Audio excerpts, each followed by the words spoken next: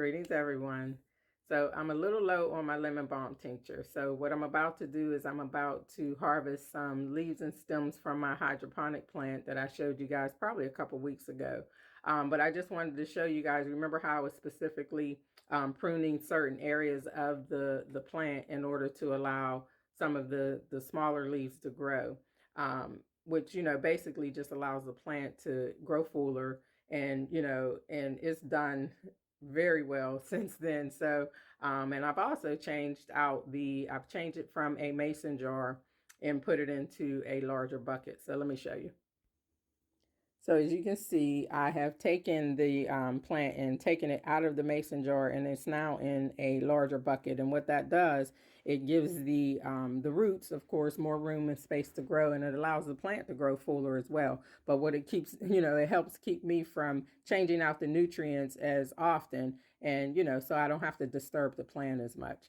So I just wanted to kind of show you guys like how here's the spot that I had initially clipped. I cut that stem there, and you see how the two smaller leaves are now, growing. They branched out and they're growing. I probably could have cut these two off as well because they're already large and they were ready to prune as well.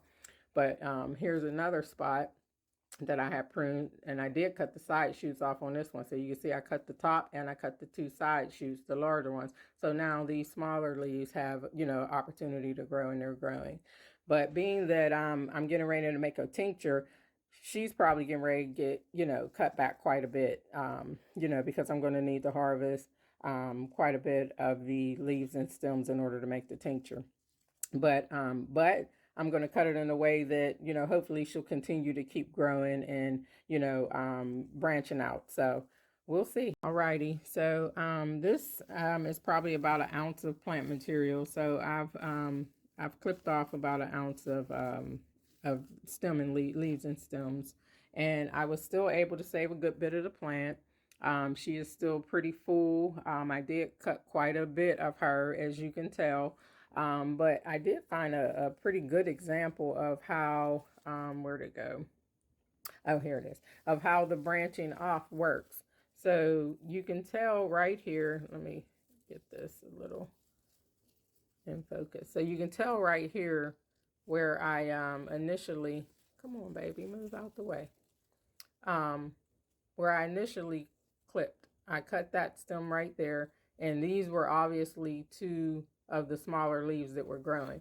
But now look at them, they've taken on a life of their own. They've branched off, and they are also producing separate, and individual stems, and they're also producing smaller leaves. So I wouldn't cut this part because I've already harvested, the middle, and these are now new shoots, from the side, and I'm going to give them an opportunity to grow.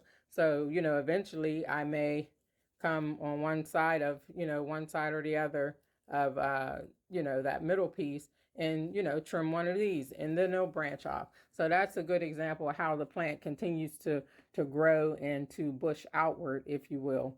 Alrighty, so in making the tincture, again, this is going to be a weight to volume tincture. So it's pretty much a measured folk method type of tincture. It's a folk method tincture that has more of a measured alcohol to plant material ratio.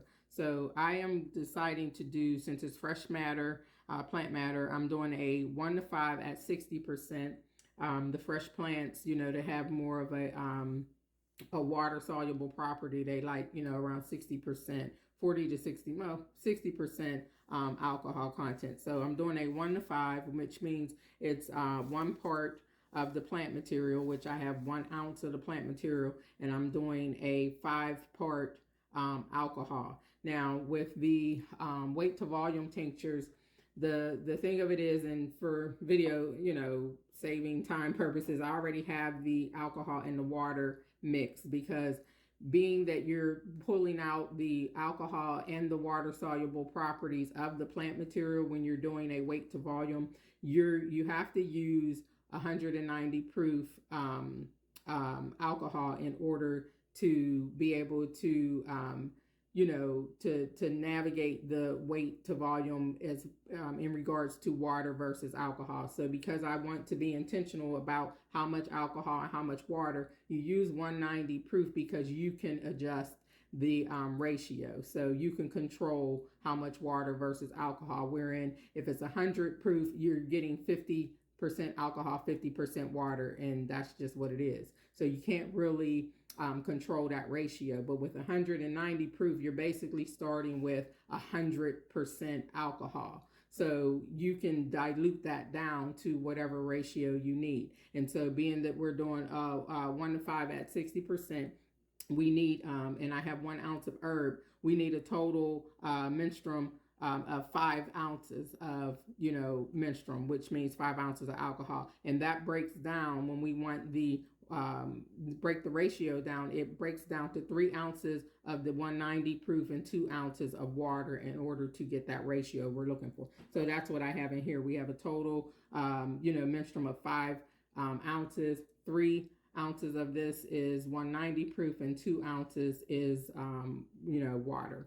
So, just to be able to get this down, because I know putting all this plant material in here and then trying to cover it with the 5 ounces is not going to cover as is. So I'm going to put the lemon balm in the bullet, zip it with the alcohol, and then, that way, we'll see if we can, get the alcohol to be able to cover all of the plant material in order to allow it to sit in, 4 to 6 weeks to make the tincture. All right, be right back. All right, so I after zipping the plant and the alcohol in the bullet, I realized I didn't need this size jar. It ended up being, I reduced it to just the pint. So this is what we have. This is the end result of the tincture. This is the 1 ounce of plant material and the 5 ounces of the menstruum. So all we're going to do is, of course, we're just going to cover it and cap it.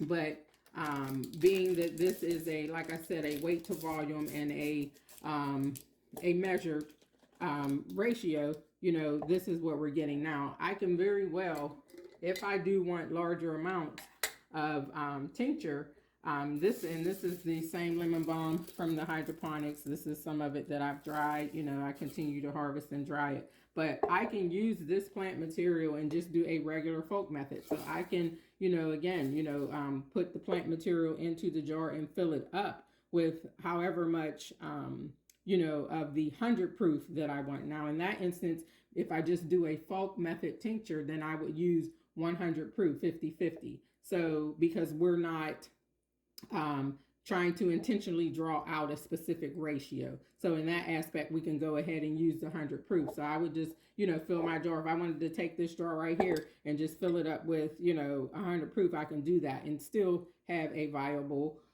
tincture that would still be, medicinal. However, it just would not be a specific ratio. So it would still be a nice, strong lemon balm tincture. But that's it. Yeah. I just wanted to show you guys, that process. And again, this will sit, I'm going to mark it and label it, and this will sit 4 to 6 weeks, and then it'll be strained and ready to go. Have a great day. Ashe.